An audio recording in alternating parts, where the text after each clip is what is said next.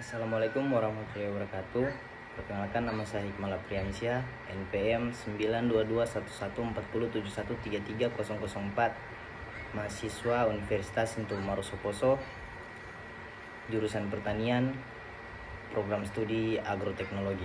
Video ini saya buat untuk melengkapi tugas saya di mata kuliah analisis kelayakan pengembangan usaha yang diampu oleh Bapak Dr. Andri Amaliel Managanta, SP MSI. Jurnal yang akan saya review sekarang berjudul Analisis Kelayakan Usaha Produk Olahan Berbahan Baku Ikan Nila. Baik, masuk ke pendahuluan. Perikanan merupakan sektor ekonomi yang mempunyai potensi dan peran yang penting untuk perekonomian di Indonesia. Peranan sektor perikanan dalam pembangunan nasional terutama bisa dilihat dari fungsinya sebagai penyedia bahan baku pendorong agroindustri, peningkatan devisa melalui penyediaan ekspor hasil perikanan, penyedia kesempatan kerja, peningkatan pendapatan nelayan atau petani ikan, dan pembangunan daerah, serta peningkatan kelestarian sumber daya perikanan dan lingkungan hidup. Sektor perikanan juga mempunyai prospek bisnis yang cukup besar sehingga mampu mengatasi krisis ekonomi. Sektor industri saat ini merupakan sektor terutama dalam perekonomian Indonesia. Industri pengolahan ikan merupakan salah satu industri yang berkembang dan berperan sebagai penyumbang terbesar dalam pembentuk produk domestik bruto atau yang disebut dengan PDB Indonesia. Industri pengolahan ikan selain mempunyai fungsi sebagai pengintegrasi antar subsistem dalam sistem agribisnis, perikanan juga memiliki fungsi penting, yaitu antara lain mengurangi bobot hasil perikanan melalui cara penanganan dan pengolahan yang tepat, menyediakan pasokan pangan dan gizi bagi masyarakat melalui diversifikasi produk serta pengembangan pusat produsen primer dan pusat konsumen.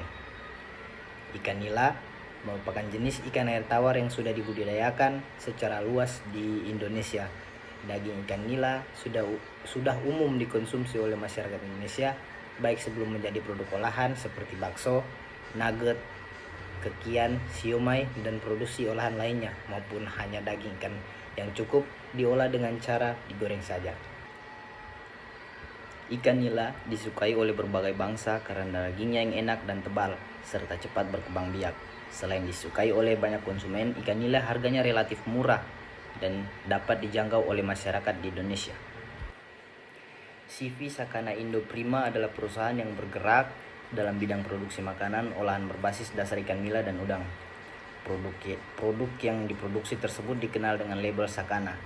Produk Sakana telah mendapatkan sertifikat halal MUI dan izin dari Dinas Kesehatan serta sertifikat Hazard Analysis Critical Control Point atau yang disingkat HACCP. Produk olahan CV Sakana Indo Prima yang menggunakan bahan baku ikan nila dengan penjualan tinggi adalah siomay dan sekian. Setiap produk memiliki proses pengolahan dan lama produksi yang berbeda. Perbedaan tersebut menyebabkan perbedaan biaya, penerimaan keuntungan, dan kelayakan usaha setiap produk tersebut. Pembuatan produk berdasarkan bahan baku ikan nila ini menggunakan analisis penerimaan dan keuntungan. Nah, analisis ini digunakan untuk mengetahui total penerimaan dan keuntungan produk olahan berbahan baku ikan nila, yaitu siomay dan kekian, dan juga menggunakan analisis biaya produksi. Biaya produksi adalah semua pengeluaran yang dilakukan perusahaan untuk memproduksi barang atau jasa.